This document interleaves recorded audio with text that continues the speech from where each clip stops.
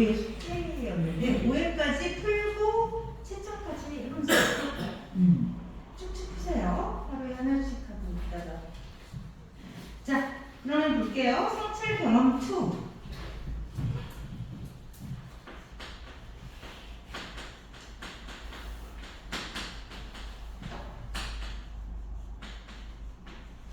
네. 여기 보면은 자, 장문 상황이 나와 일상의 체험을 바탕으로 해라. 장문 상황 수필을 써서 학급 문고에 싣고자 한다 라고 해서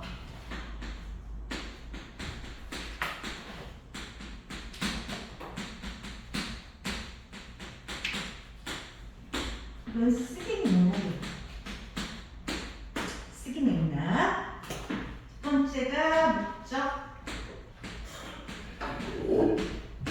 주제,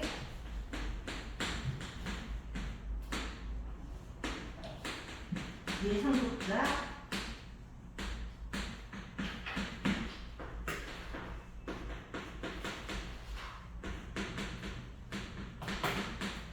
사회문화적 상황,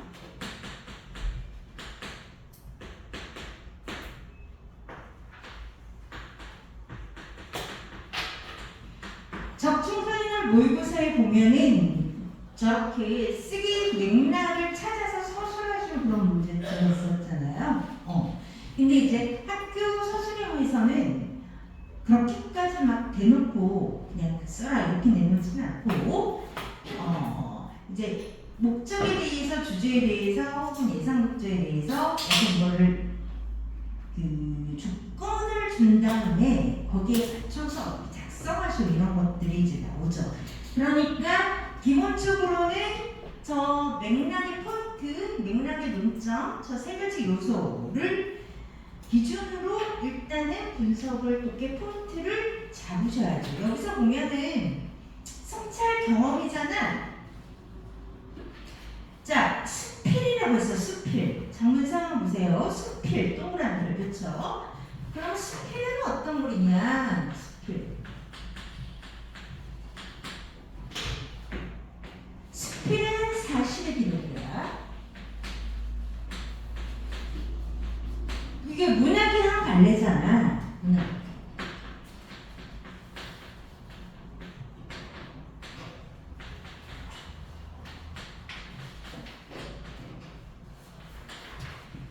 교수 갈래라고 하지. 그래서 가르침, 교훈을 준다. 그래서 교술 갈래. 예, 된다. 자, 사실의 기록이고, 그 다음에 이 사실이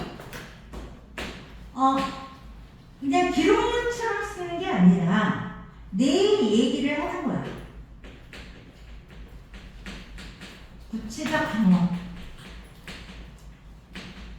그 경험을 통한 어떤 깨달음.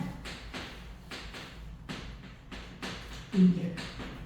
그래서 이 부분에서 작가의 개성이 드러나지.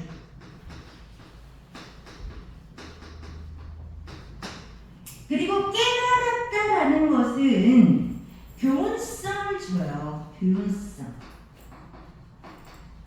교훈이 있는 글. 교훈성이 있기 때문에 교수를 갈래다. 자, 그럼 우리 구조를 보면은 경험과 깨달음의 구조로 되어 있다. 자기 경험이 나오고 거기서 어떤 자기의 의견, 주관적인 의견, 깨달음 또는 어떤 가치. 나는 이 경험을 통해서 이런 가치를 느꼈어, 얻었어. 가치를 발견하거나 그런 구조로 되어 있다.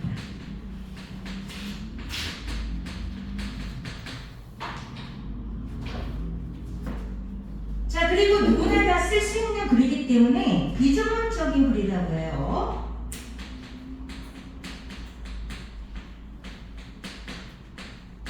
전문가가 쓰는 게 아니라 비전문가 누구나 다 쓸 수 있는 글이고, 자, 그 다음에 수필은 우리 형식이 굉장히 자유로워요. 그래서 형식이 특정되어 있지 않아. 그래서 형식이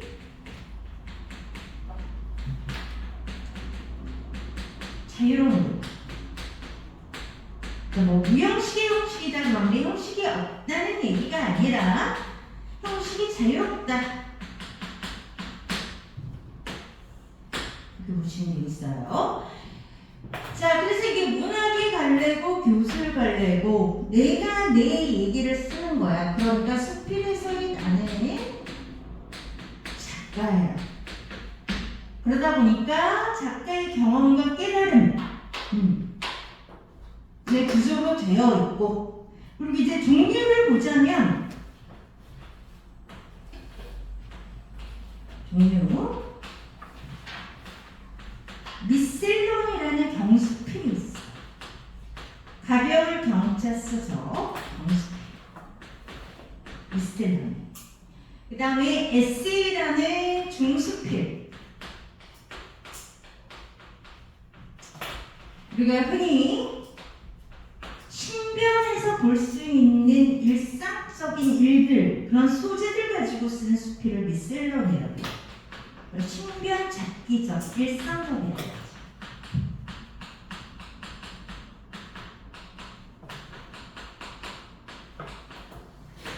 에세이는 좀 전문적이고 시사적이고 약간 제재가 공적이야. 공적. 공동체적인 이슈, 그런 것들을 제재로 한단 말이지. 그래서 지금 우리가 배우는 수필이 요 미셀론입니다. 미셀론. 자, 그러면 볼게요. 성찰과 경험이다. 됐죠? 그래서 우리가 어떤 경험을 한 다음에 경험을 한 다음에 깨달음을 얻으려면 여기 성찰 장을 통해야 돼. 그래서 이 장문 쓰기 맥락의 목적은 경험을 통한 성찰, 경험을 통한 깨달음이다.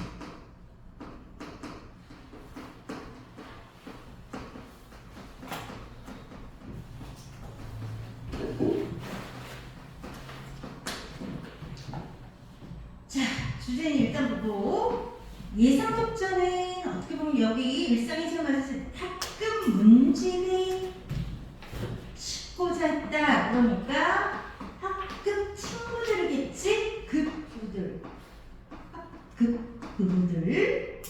자, 매체는 문직이라고 나왔죠. 책이네, 책. 인수매체.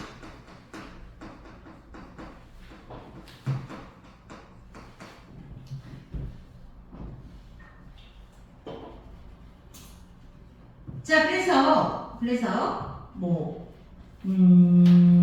정말 상황, 일상의 경험을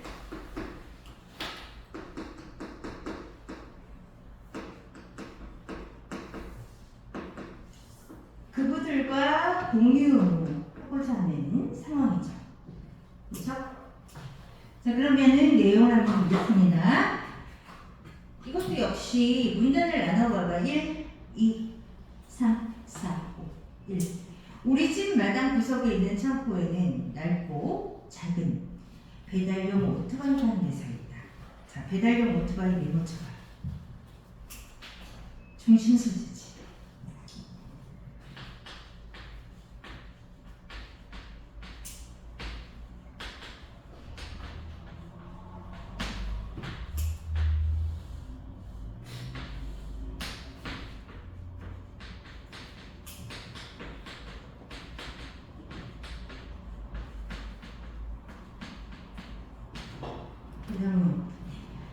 자, 아버지는 이제 내 얘기를 하는 거야. 이 오토바이를 오랜 친구처럼 여기신다. 밑줄 쳐봐. 자, 근데 이 오토바이가 아버지랑 연관이 된 건데 아버지의 소유물이야. 근데 아버지가 오토바이를 친구처럼 여긴다. 직유법을 써가지고, 자, 대상에 대한 친근함.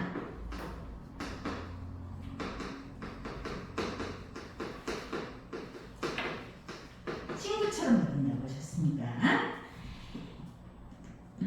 아버지는 이 오토바이를 오랜 친구처럼 여기시면서 틈틈이 먼지를 털고 경적을 빠방 빠방. 자, 여기 이제 이런 그래서는 그래프 현상 특징 이런 걸 묻는단 말이야. 그러니까 직유법을 써서 대상에 대한 태도를 나타내고 있다. 맞죠? 그 다음에 빠방과 같은 음성 상징어를 사용했다.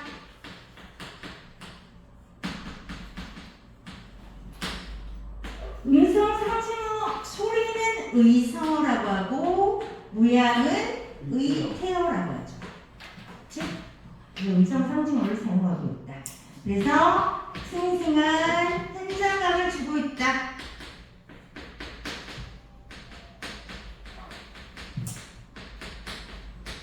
생동감이라고 해도 되고요. 자, 그래서 부르릉, 시동도 부르릉, 빠방, 부르릉, 이거 다 의성어고 음성 상징어죠. 해진 안장을 툭툭 치며 환하게 웃으신다. 그러니까 아버지가 이 오토바이를 굉장히 아끼시고 친근하게, 친구처럼 다정하게 대하신 거야. 두 번째 문단, 야트한 언덕에 자리한 우리 학교는 인자, 자 거기도 미쳤죠. 인자 미소를 띤 공목들이 오랜 전통을 말해준다. 우리 학교를 묘사하는데 거기에 있는 나무를 자 어떻게 그렇지. 의법을 쓰는 이유도 뭘까? 그렇지. 이것도 친근함이야. 대상의 인격을 보여요.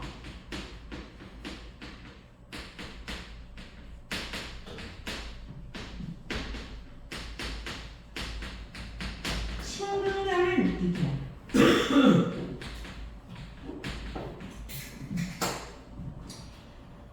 자, 그 다음에 운동장 이제 운동장 발밑에 두고 중고등학교 건물이 다정히 서 있는데 교실 유리창으로 내려다 보이는 옛 시가지에 한적한 플라타너스 길은 운치가 있고 아름답다.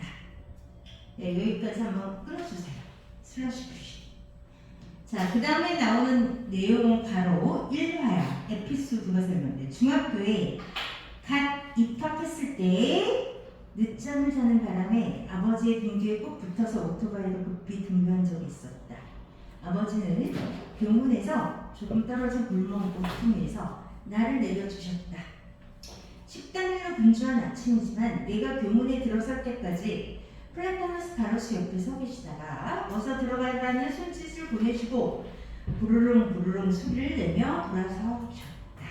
그 소리가 여느 보통의 오토바이 것과는 조금 달라서였을까? 옆을 지나치는 학생들은 재미있는 표정으로 돌아보았다까지 괄호하다. 경험이죠. 1화지 1화. 이런 에피소드를 우리 1화라고 해. 1화를 제시했네. 그죠? 여기서 1화가 두 개가 나와. 1화 1, 1화 2. 자, 그래서 1화를 제시해서 그 다음 문장을 밑줄 치자. 하지만 지금까지도 나는 아버지의 오토바이 소리를 고요와 평안을 արկ이지 않는 따뜻하고 부드러운 소리로 기억하고 있다.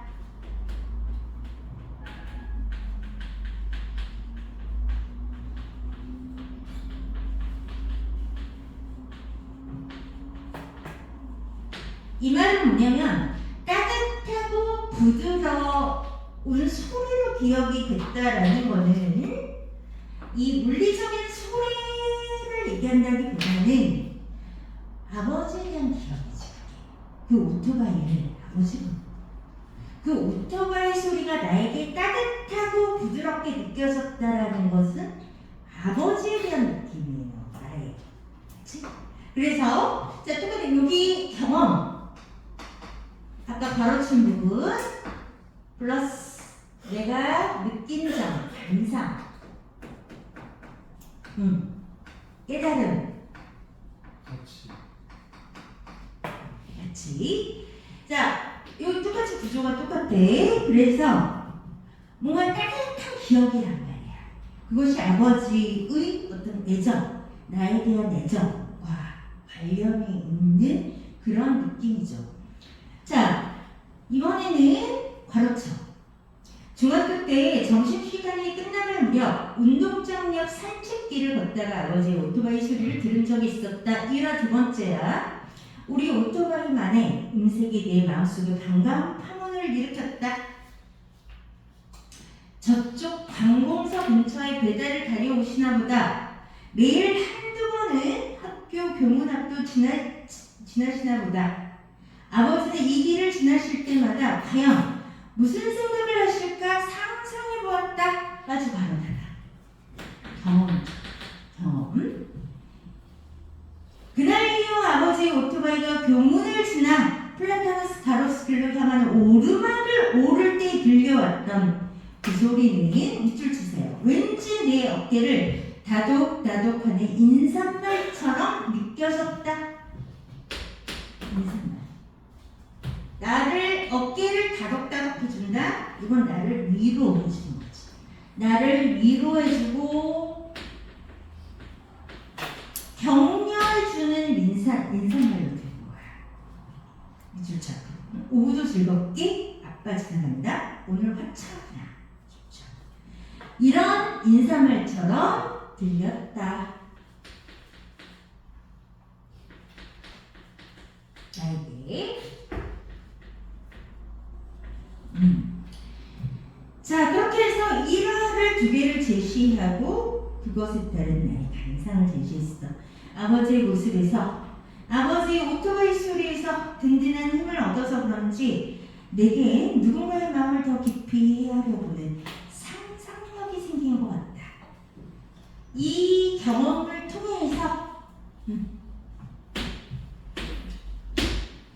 통해서 이거 뭐냐면 누군가의 마음을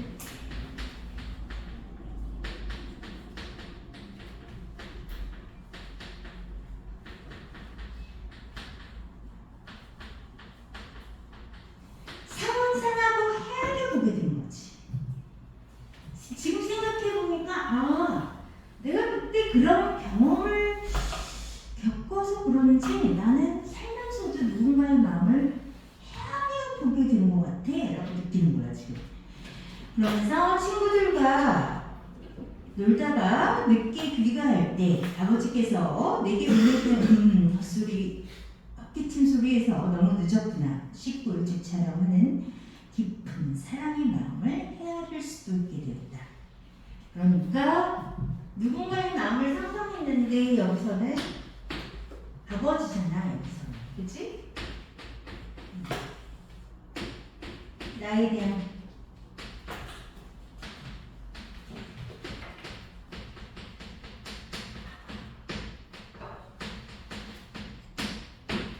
관심, 애정, 사랑이라는 거지. 그러면은 이 사람이 느낀 경험은 이게 이 장문의 맥락을 보면 목적이 성찰이란 말이죠. 경험을 통한 성찰. 그러니까 오토바이, 아버지의 오토바이에 관한 일화 두 개를 통해서 결국 뭘 느꼈냐면은 부르릉 이건 이런 소리일 거야, 이런 소리일 거야, 아버지가 나한테 이렇게 하는 것 같아 라고 하면서 아버지의 마음을 상상하고 헤아려보게 됐단 말이야. 그러다 보니까 자, 이게 사고가 확정된 거죠. 즉 아버지한테서 그걸 느끼다가 지금은 누군가, 그게 다른 대상으로까지 확대된 거죠. 확대됐다. 상상하게 헤아려. 이게 누군가의 마음을 상상하면서 헤아려 볼 수 있는 능력이 굉장히 중요한 능력이거든. 이게 EQ거든, EQ. 그래서 우리가 지난번에도 이분법적 사고가 위험하다고 배웠는데 성공과 실패를 이분법적으로 규정할 수 없지만 대부분 인생을 행복하게 사는 사람들, 그리고 성공하는 사람들은 이 EQ가 높은 사람들이에요. IQ가 높은 사람들이 성공할 것 같고 행복할 것 같지만 통계상으로 보면 IQ만 높은 사람들은 되게 불행해요. 불행해. 세상과 불화를 겪고, 그리고 자기만의 세계에 갇혀있고, 그런 영재들이 많아요. 그래서 이 큐가 높아야 돼. 이 큐가 높으려면 누군가의 마음을 살펴주는 능력이 생겨버린 거지. 이런 경험을 통해서. 그래서, 자, 이 경험 맥락 다시 한번 경험을 통한 깨달으면 주제는, 자, 아버지의 오토바이 소리에 대한 경험을 통해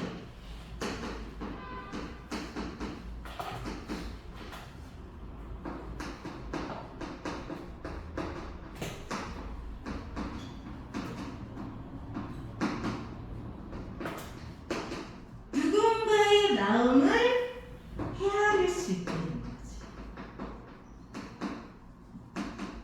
헤아려 볼 수 있게 되었다. 이 경험을 통한 성찰, 깨달음, 가치 발견 이런 거죠. 자, 그렇게 해서 지금 아까도 나왔지만 표현상 특징이 뭐냐? 그들의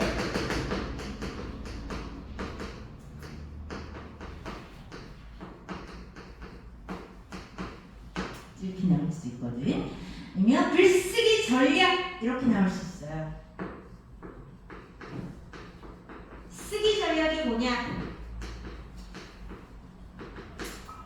쓰기 전략. 자, 그랬을 때 제재, 이 제재에 아버지가 자 중심 소재 오토바이를 대하는 태도가 나타나 있다. 태도가 나타나 있죠. 자, 무엇을 통해서? 어떤 방법으로? 비유를 통해서. 친구처럼 친구로 비유.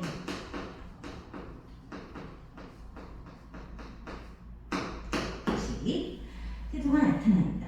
그 다음에 음성 상징어를 통해서 생동감 있게 생생한 현장감을 묘사하고 있다. 표현하고 있다. 이런 것 같고 대상을 의인화하여 친근감을 느끼게 하고 있다. 이것도 맞죠? 그 다음에 일화를 제시했다. 에피소드도 맞고 자 경험도 맞죠. 제시해서 이때도 이 경험도 그 소리 참 따뜻하고 부드러웠는데 이런 인상이 있었고 또 이것도 저건 나를 격려하는 소리일 거야 라는 요 경험이 결국은 누군가의 마음을 헤아려 보게 되는 계기가 됐던 거다 라는 거죠. 그래서 이 전체 경험에서 느낀 게 이거예요. 가치지, 가치. 이 경험을 통해서 얘가 성장하고 성숙한 거죠. 그러니까 같은 경험을 해도 똑같이 느끼지 못하는 사람들이 많거든. 그래서 이런 생각을 하고 있는 이 부분에서 이 글쓴이의 개성이 드러난다. 그래서 우리 수필을 아까 문학의 교술관례라고 했는데 가장 개성적인 문학이다. 작가의 가치관, 사상이 그대로 드러났기 때문에 이거를 준다. 이렇게 볼게요. 자, 우리 풀어봤겠지만 학교에서 풀어봤겠지만 8, 9, 10 다시 한번.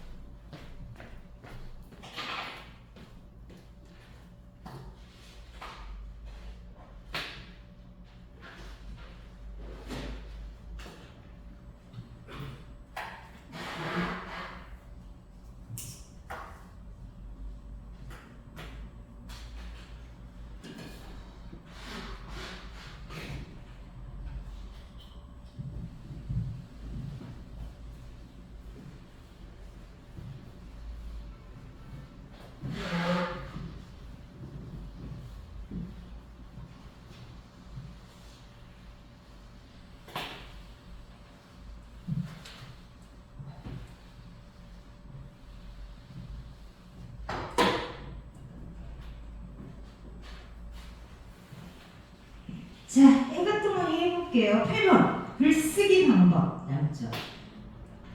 적절하지 않은 거 답은 3번 색채가 없고. 그럼 나머지 선지 맞는 거 다 확인하고가 중심 소재를 대하는 인물의 행동을 나열하면 시작한다. 맞고요. 의성어를 사용해서 중심 소재에 대한 인상을 부각한다. 첫 부분에 나와있지. 4번 의인법을 사용해서 자연물에 느끼는 친밀감을 나타낸다. 맞고. 구체적 일화를 제시해서 중심 소재에 대한 정서를 취하는. 자, 9번 보면은 별표 쳐봐봐. 다음 글을 쓰기 전에 학생이 떠올린 생각을 메모한 것이다. 글을 쓰기 전에. 그러니까 계획이죠, 계획. 기억에서 미흡 중에 초고에 반영되지 않은 것은 이런 게 이제 3점짜리로 나왔네요. 이거는 그런데 초고에 반영되지 않은 것 처음 중간 끝에서 일치 불일치의 문제야. 초고만. 그죠? 답은 이글이지. 그치. 늘보다 이건 상관이 없는 얘기. 일치하지 않는 얘기. 그 다음에 10번을 보시면 보기는 초고를 읽은 선생님이 조언이다. 10번 문제도 한번 별표해봐. 유형을 봐봐. 이렇게 해서 초고의 추가할 내용으로 이런 문제가 나올 수 있거든. 그러면은 지난 시간에도 얘기했지만 뭘 먼저 보시냐면 형식적인 걸 먼저 보세요. 여기서 비유를 활용하라고 했지. 그치? 비유를 활용하고 그 다음 아버지께서 오토바이 배달을 그만두셨을 때 네가 아쉬움이 느낀 이유. 자, 이게 포인트야. 이유. 아쉬움 느낀 이유. 그 다음에 그걸 비유를 활용해라. 1번의 다정한 인사처럼 비유 있죠. 1번 맞고. 2번에 비유 있니? 없어. 3번에 비유 있어? 없어. 4번에 비유 있니? 없지. 5번에 비유 있죠. 추억의 서랍장. 1번하고 5번 중에서 묻는 거죠. 답은 1번이지. 그치? 이제 비울 수 없어. 이거. 자, 이렇게. 그럼 시간이 단축됩니다. 하자면 좀 시간이 걸려. 왜냐하면 너희들 문제 풀어봐서 알겠지만 계속 왔다 갔다 하잖아요. 줄, 기억부터 미음까지 줄 쫙 쳐놓고 혹은 A, B, C, D 이렇게 쳐놓고 A에서 말하는 것이 기억과 계속 봐야 되거든, 글을. 그래서 그때 집중하면 시간이 많이 걸리기 때문에 이 본문 있죠? 본문을 내가 거의 딱 컴퓨터에서 불러내게 했을 때 쫙 처음 중간 끝 뜨는 그 수준으로 머릿속에 있어야지 변형된 어떤 제시문이나 고개를 독해할 시간이 나옵니다. 아시겠죠? 그래서 여러분 해봤겠지만 그래도 더 꼼꼼하게 구조화를 한번 해봅시다. 그 다음에는 고3 지문이잖아. 2022년 9월 보고하기.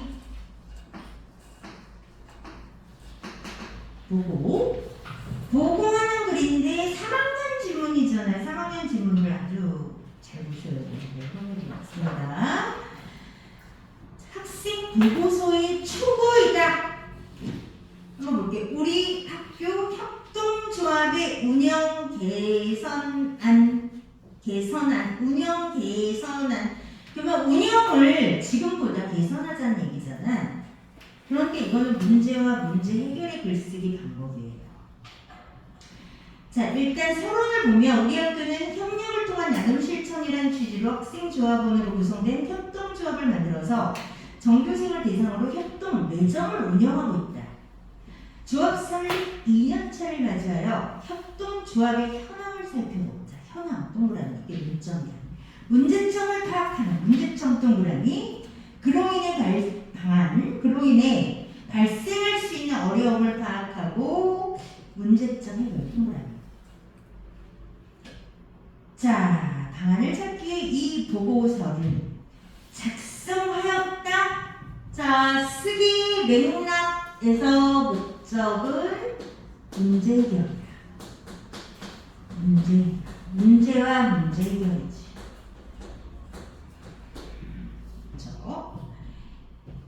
자, 문제의 원인, 전교생을 대상으로 한 설문조사. 자, 그래서 예상 독자는 전교생이야.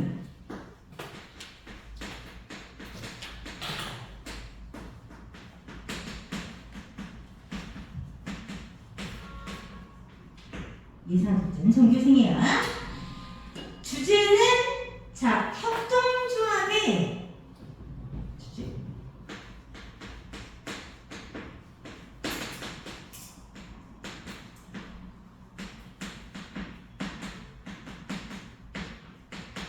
운영의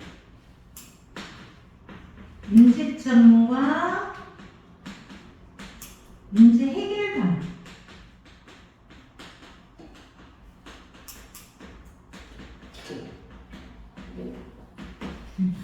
문제 해결 방안. 자, 그러면은 한번 볼게요. 본론 현황이 이제 먼저 좀 나와. 조합원들이 점심시간에 협동 매장을 운영하고 있고 수익금 전액을 땡땡 환경단체에 기부하는 데 사용하고 있다. 조합원은 설립 초기에 107명으로 시작하였고 지난해 4분기에는 85명입니다. 전교생은 322명으로 지난 1년간 인원 변동은 없었다.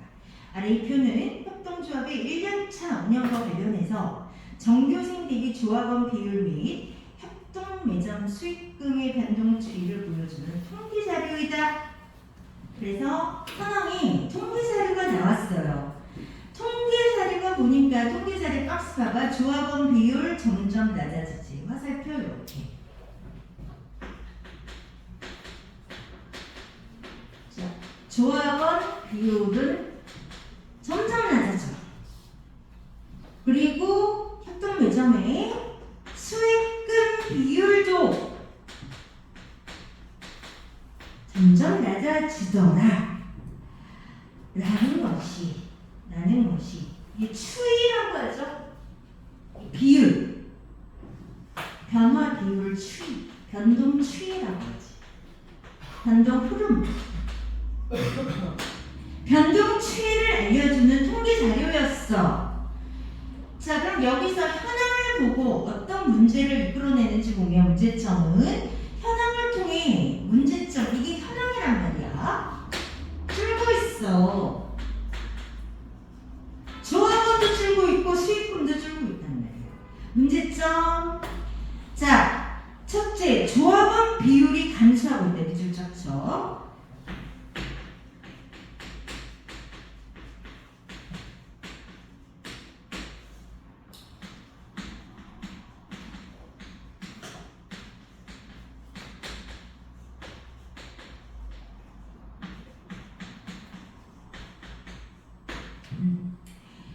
그 다음에 두 번째는 이런 상황이 지속되면 협동조합을 유지하기 어려울 수 있다.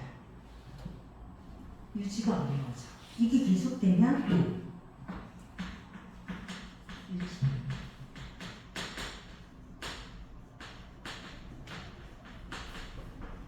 유지 어려워져. 두 번째, 이줄 쳤죠. 협동 매장 수익금이 줄고 있다. 수익금 감소.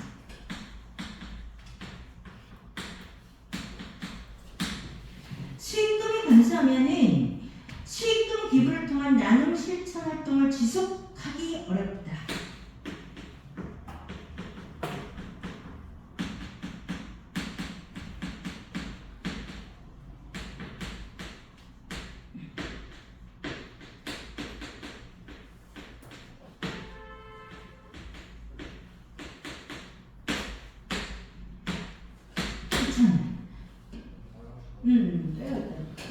수익금이 감소되니까 원래 우리 수익금 가지고 나눔을 실천하는 게 이 조합의 취지였다. 돈이 점점 주니까 이거는 취지를 구현할 수가 없다. 이런 문제점이 발생했어요. 자, 그래서 설문조사 결과 조합원 비율이 감소하는 원인은 조합원에 대한, 그래서 이제 원인을 분석했어. 원인을 분석했더니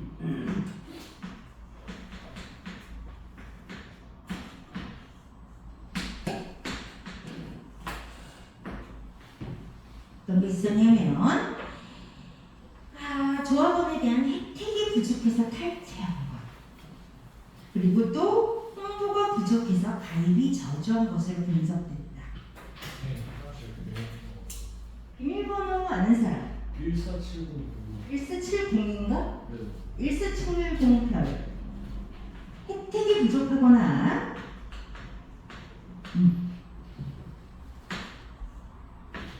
홍보가 부족했다는 거예요.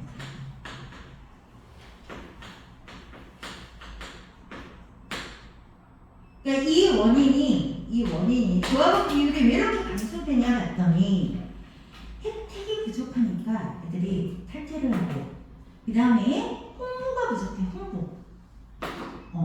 몰라. 애들이 이런 게 있는 줄 모르는 거야. 또 협동 매정 수익금이 감소하는 원인은 이 원인.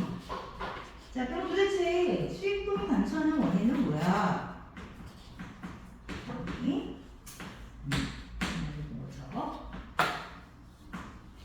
또 두 가지. 자, 판매 물품 운영 시간에 대한 불만이 쌓여 협동 매장 이용자가 줄어든다. 판매 물품하고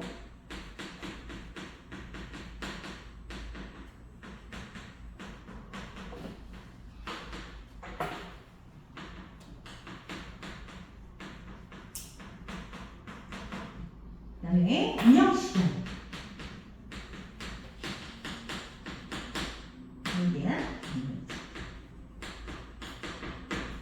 이렇게 두 가지로 나눠볼 수가 있었던 거죠.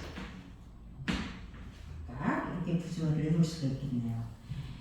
그래서 해결 방안은 첫 번째 문제점의 해결 방안. 자, 이거 문제 해결의 목적이 해결 방안에다가 네모치세요. 중요하죠. 두 가지가 있다. 우선 조합원의 탈퇴를 막기 위해서 조합원이 혜택을 받을 수 있는 방안을 마련한다. 자, 예를 들어 부분 가르쳐줘. 수익금 중 일부를 조합원의 복지를 위해 체험 활동비로 지원하는 방안 등이다. 지금 뭐냐면 혜택이 부족하니까 혜택을 마련해. 혜택 주면 되지 뭐. 그래서 예로 든 게 여기서 수익금 남고 하는 수익금의 일부를 체험활동비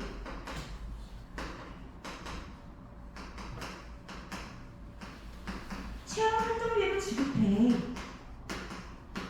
이렇게 얘기를 한 거죠. 이런 혜택이 부족하면 혜택을 주면 되잖아. 그랬죠. 다음으로 홍보를 위해 협동조합 가입을 유도하는 방안을 마련하다. 가입을 유도하는 거지.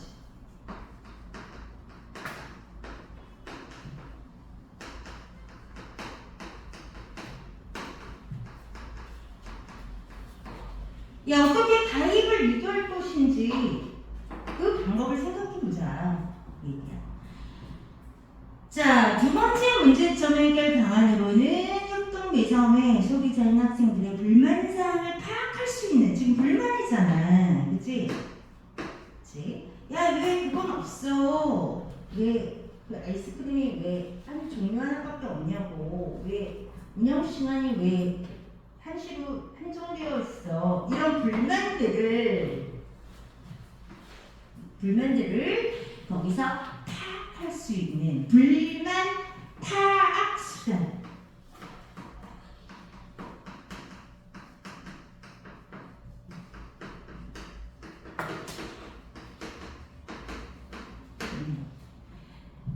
이게 바로 이제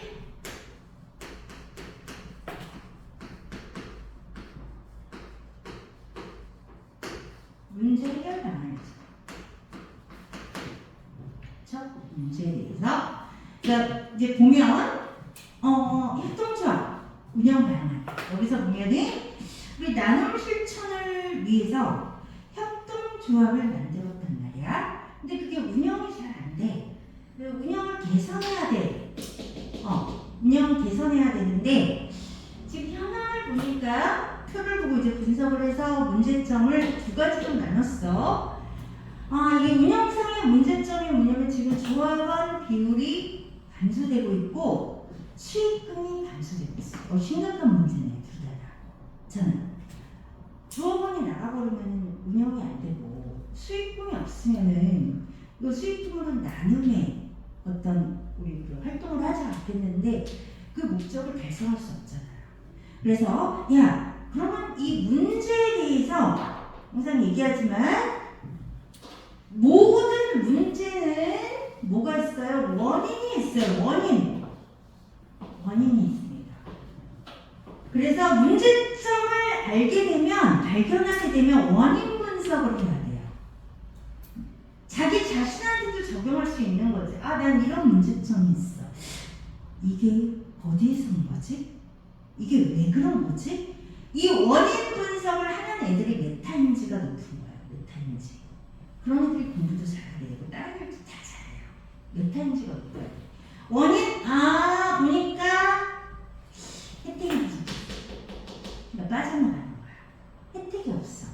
조합원이 됐으면 뭔가 조합원으로서 혜택이 있어야 되는데 없어. 아무것도 없으니까 애들이 하다가 그래서 탈퇴하게 돼.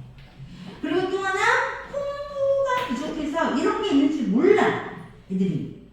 그래서 그 해결책으로 야 혜택이 부족하니까 이 원인에 맞게 처방을 하는 거예요. 그래서 어떤 문제 해결을 하려면 그 원인을 정확하게 알고 그 원인에 맞는 처방을 하는 거지. 이게 문제 해결의 핵심이에요. 여기서 보고라는 것은 이제 문제와 문제 해결로 되어 있다고 했잖아. 그럼 문제 해결을 우리가 정확하게 하려면 원인 진단이 정확하게 돼야 되는 거죠. 그래서 그거에 맞는 혜택 부족해? 혜택 주면 되지. 수익금의 일부를 가지고 조합원들이 어떤 체험 활동비, 복지를 늘려주는 거야. 자, 그다음에 홍보 부족해? 홍보해야지. 그러면 이런 게 있다. 그 방안을 마련하자. 홍보 방안을 이렇게 되는 거죠. 그 다음에 수익금이 감소하는 원인은 뭐냐면 판매 물품하고 이게 뭐 다른 데서 비교했을 때 좀 뭐냐 운영 시간이 그러면 뭐냐면 여기서는 이렇게 나왔죠. 불만을 모르고 있기 때문에 개선이 안 되는 거잖아. 그치? 그러니까 이 불만을 파악할 수 있는 수단 SNS 뭐 여러 가지 방법을 마련해라 라고 해서 문제와 문제 해결의 구조로 되어 있다 라는 거. 이렇게 비슷하게 해보시면 이게 머리에 오래 남아 있습니다. 문제 풀어보세요. 43, 44, 45.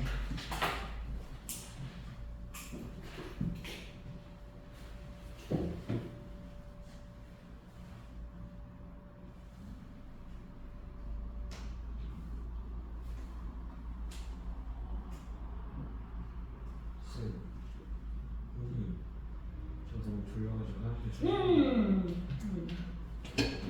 졸리니? 네.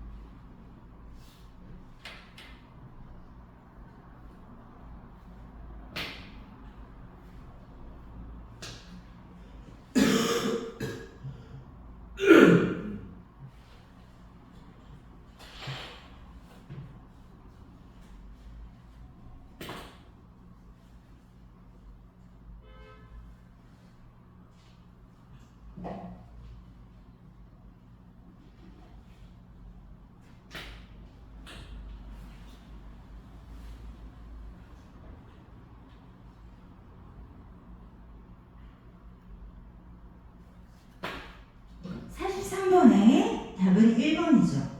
그쵸? 44번은 적절하지 않은 거. 4번? 4번에 어떤 게 틀렸어요? 과정 분석 그게 알려있고 틀린 거 확실하게. 45번의 3점짜리인데 자 이런 거 별표 쳐봐. 자 이런 문제 유형 들려와요. 가나다 자료 활용 방안으로. 자 적절하지 않은 거 답은 4번인데 뭐가 틀렸지? 그렇죠. 홍보죠. 불만사항에서 밑줄 X. 뭐가 틀리고 뭐가 맞았는지 정확하게 논리적으로 분석하셔야 되고 이게 우리가 서술형으로도 아마 나올 수가 있기 때문에 여러분들이 그냥 문제 풀고 끝내는 게 아니라 맞은 것도 맞는 선지도 다 읽어보셔야 되고 틀린 선지는 왜 틀렸는지에 대해서 분석을 잘 하시면 돼요. 피곤합니다. 너무 늦게 자세히 말고 쉬는 시간 조금 땡겨서 10분만 쉬었다가 5분에 시작할게요. 그러면 약간 뭐 달달한 거 좀 마셔볼까요? 좀 세고 오고 화장실 갔다 올 사람?